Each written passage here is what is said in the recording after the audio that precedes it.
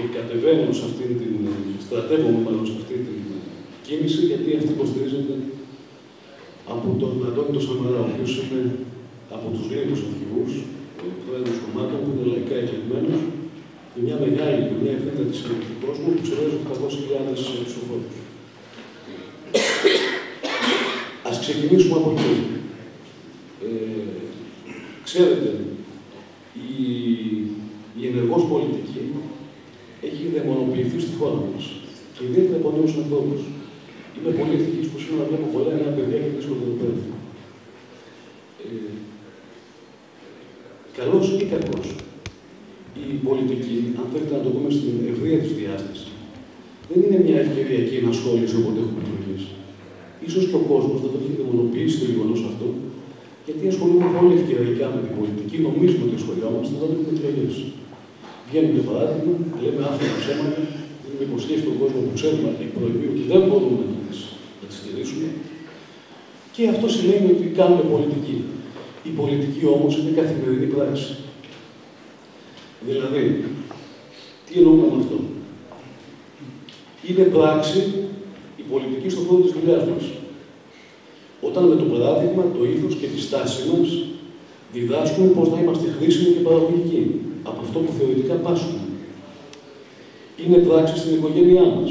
Όταν με τη συμπεριφορά μας διδάσκουμε και διδασκόμαστε από την καθημερινή πάλι της αγάπης με τα μέλη του περιβάλλοντος μας.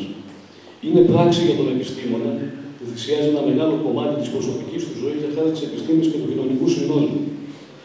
Είναι πράξη για τον αθλητή που διδάσκει με το πνεύμα της ομαδικότητας όταν συμμετέχει σε ομαδικά αθλήματα ή της μοναχικής αυτοπειθαρχίας όταν αγωνίζεται μόνος του με τον εαυτό του και με τον χρόνο.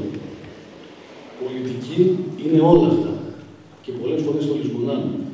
Πολιτική είναι ακόμα και ο τρόπος που μαγειρεύουμε, και ο τρόπος που μιλάμε, και ο τρόπος που τρώμε, και ο τρόπος που λέμε καλημέρα και καλησπέρα στον κόσμο στον δρόμο.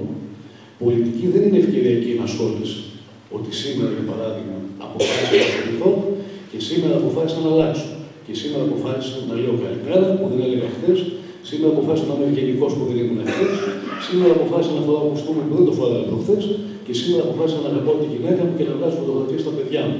Ενώ μέχρι χθες ούτε τη γυναίκα μου έβλεπα, ούτε τα παιδιά μου έβλεπα.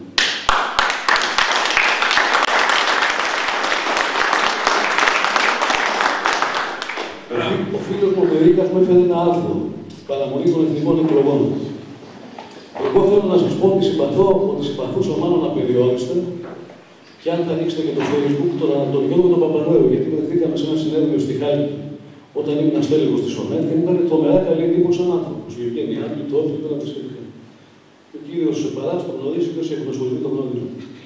Μου έχει κάνει τρομερή εντύπωση. Έχει κάνει όμως τρομερή εντύπωση το γεγονός ότι εκλέγουμε πρωθυπουργούς τα τελευταία χρόνια, με εξαιρέσεις ελάχιστες, που δεν ομιλούν την ελληνική γλώσσα. Δεν ξέρουν να τη μιλήσουν. Έγραψε ένα άρθρο για να ράσουμε το φίλο μου Βερίκας, ο οποίος έλεγε ότι εάν το 1962, όταν ζούσαν κολοσσοί της πολιτικής, ο Παναγιώτης ο Κανελόπουλος, ο φιλόσοφος, ο Ηλίας ο Ηλιού από την αριστερά, ο Κύρκος από την αριστερά, αν έβγαινε ένας άνθρωπος σαν πρωθυπουργός να ισχυριστεί ότι θέλει να γίνει πρωθυπουργός χωρίς να γνωρίζει την ελληνική γλώσσα, το λιγότερο που θα εισέπρατε ήταν η σκοπτικότητα των ψηφοφόρων και του πολιτικού συστήματος. Εμείς και αυτό ακόμα το έχουμε ισοπεδώσει. Δεν μας αφορά πλέον. Δεν πάει να μιλάει ελληνικά, δεν πάει να μην μιλάει ελληνικά. Δεν μας νοιάζει. Λοιπόν, ένα λοιπόν, ισοπεδώθηκε η γλώσσα. Δεύτερον, η ιστορία ξαναγράφηκε. Εχθές στο λαιό των Μεσόντων του Μοσχάτου, βάλαμε στεφάνι για τους Μεσόντες, βάλαμε στεφάνι από το Δήμο του Μοσχάτου, και αμέσως μετά καταθέσαμε στεφάνι για την Δυτική Αντίσταση. Για τους Μεσόντες, το Αλβανικό μέτωπο δεν καταθέσαμε στεφάνι. Τι γιορτάζαμε χθες. Αυτό ήταν κάτι το τρομερό, δηλαδή. Σκοτώθηκαν στη διάρκεια του πολέμου, του Ελληνικού, του Γερμανικού και της κατοχής. Σκοτώθηκαν, πέθαναν τουλάχιστον 500.000 Έλληνες. 560. Από εκδοταξίες, χώρια κυριοπαγημένοι. Αυτούς λοιπόν χθες τους ξεχάσαμε. Τους πεσόντες των πόλεμων αυτών τους λησμονήσαμε. Θυμηθήκαμε μόνο την Εθνική Αντίσταση. Λοιπόν, η ιστορία λοιπόν ξαναγράφτηκε. Δεν είναι μόνο αυτό ότι ξαναθυμηθήκαμε. Ξεχάσαμε την ιστορία μας. Ξεχάσαμε τα αιτήματα που έχουμε σε θέματα εθνικά όπως είναι η Μακεδονία, όπως είναι η Κύπρος. Τα λησμονήσαμε, την ξαναγράψαμε. Στα σχολεία φέτος έχει ξεκινήσει και η ιστορία, έχουν αφαιρεθεί αρκετά κεφάλαια από την νεότερη και την εξαρτημένη ιστορία που είναι άκρως ενοχλητικά γιατί έχουν ένα στοιχείο ιδιοσυγκρασίας του ελληνικού λαού και του ελληνικού έθνους. Λοιπόν, πάει λοιπόν και η γλώσσα, πάει και η ιστορία. Τι άλλο έχουμε ξεχάσει και τι άλλο έχουμε αμφισβητήσει. Έχουμε αμφισβητήσει και έχουμε ξεχάσει και κάτι ακόμα πολύ σημαντικό. Το νόημα της πίστης μας. Ξεχνούν, δηλαδή, τι εννοούμε με το νόημα της πίστης μας. Αυτό που εννοούμε σήμερα ένας δημοσιογράφος έκανε μια πολύ ωραία ερώτηση στον Πρωθυπουργό. Ήταν μια τόσο καλοδαρμένη ερώτηση που χρόνια έχουμε να ακούσουμε. Τον ρώτησε για παράδειγμα. Κύριε Πρωθυπουργέ, οι Γερμανοί, οι οποίοι είναι προτεστάντες, βλέπουν τα πράγματα με αυτόν τον τρόπο. Δηλαδή ότι κάναμε μια αμαρτία και πρέπει να εξηλαιωθούμε με αυτό το κεφάλι. Οι Γάλλοι που είναι καθολικοί το βλέπουν το πράγμα πιο όμορφο. Του λέει δεν βαριέσαι, θα του δώσουμε συγχώρεση. Του λέει εμείς είμαστε ορθόδοξοι, τι θα κάνουμε. Αυτό όμως έχει να κάνει, η ερώτηση αυτή η οποία απευθύνθηκε σε έναν πρωθυπουργό, έχει να κάνει και με το τι λαό διοικεί. Εμείς καλώς ή κακώς έχουμε μια κουλτούρα και έναν πολιτισμό. Έχουμε και μια πίστη. Ακόμα και αυτή την πίστη την έχουμε λησμονήσει και την έχουμε ξεχάσει. Σήμερα, για παράδειγμα, δεν είναι οξύμορο στο Ελληνικό Κοινοβούλιο να ορκίζονται οι βουλευτές, οι μισοί να μην ορκίζονται λησμονώντας ότι η παρουσία τους, η φυσική τους παρουσία στη Βουλή είναι αποτέλεσμα του αγώνα της Αντιγερσίας και του όρκου που έδωσαν οι επαναστατημένοι Έλληνες στο όνομα της Αγίας και Ομοσίου και Διαδίου του Τριάδου στο χρόνο σύνταγμα της Τεζίνας. Δεν είναι κωμικό. Πάει και αυτό, το ξεχάσαμε. Το λησμονήσαμε. Και τη γλώσσα λησμονήσαμε, και την θρησκεία λησμονήσαμε, και την παιδεία που προσπαθούμε να τη συρρυκνώσουμε και να την βάλουμε στο μέγεθος και κάτω από το πρίσμα της παγκοσμιοποίησης.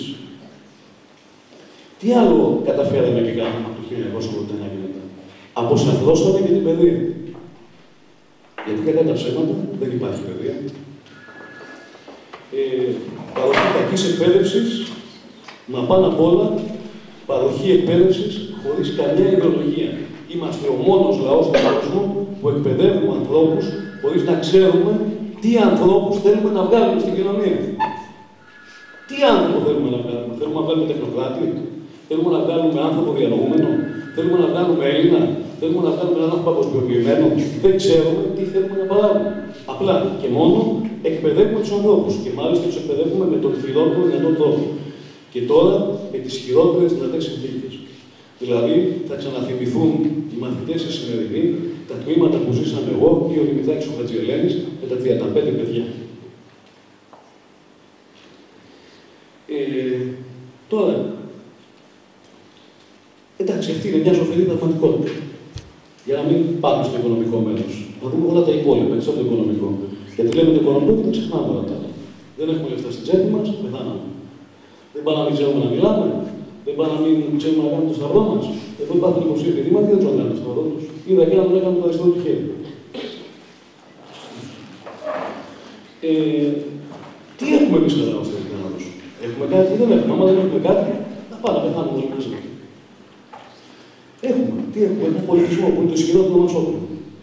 Είναι εξαγωγικό όπλο. Και λησμονήθηκε και ανοήθηκε. Είμαστε μια χώρα με τεράστιο πνευματικό δυναμικό που ζει στο περιθώριο της κοινωνίας, βορρά της κρατικής και της κομματικής γραφειοκρατίας. Όποιος είναι καλλιτέχνης και είχε ασχοληθεί με την επιστήμη, αυτό το ξέρει και το γνωρίζει μέσα στο πετσί. Τι άλλο.